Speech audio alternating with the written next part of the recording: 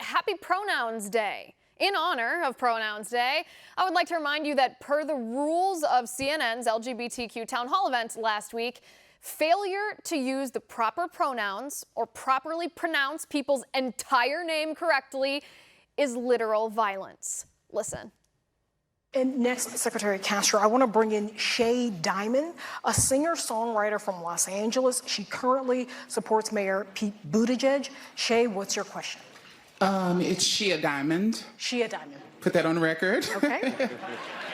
It's on the record. Thank you. Yes, honey. It's violence to misgender or to alter a name of a trans person. So let's always get that right first.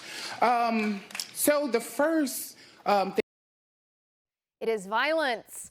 Do you want these liberal Looney Tunes running our country?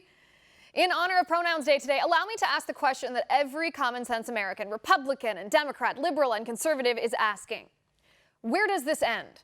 If a man who feels like a woman is a real woman, and liberals tell us that we are required to address that person by imaginary pronouns that contradict the person's biological gender, and if we refuse, it's actual violence, what's next?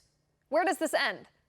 Do we tell people who suffer from schizophrenia that the voices they hear are real? Do we allow mental patients who believe they are trans species to dictate to employers that they must allow a 15-minute hutch break every hour and provide a bale of hay to eat every day?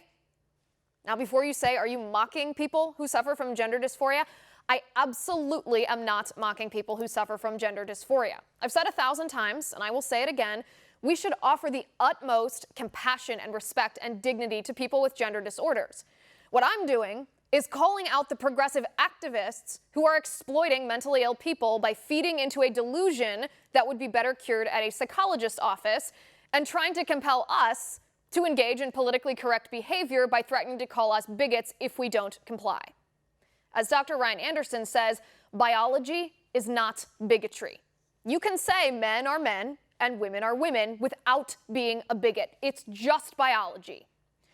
And why don't the liberals who celebrate pronouns care about biology, you might ask? There's a reason the suicide rate for transgender people after surgery after the first year does not change.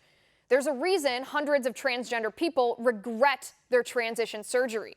Because there's no scientific evidence that gender transition is curative for gender dysphoria.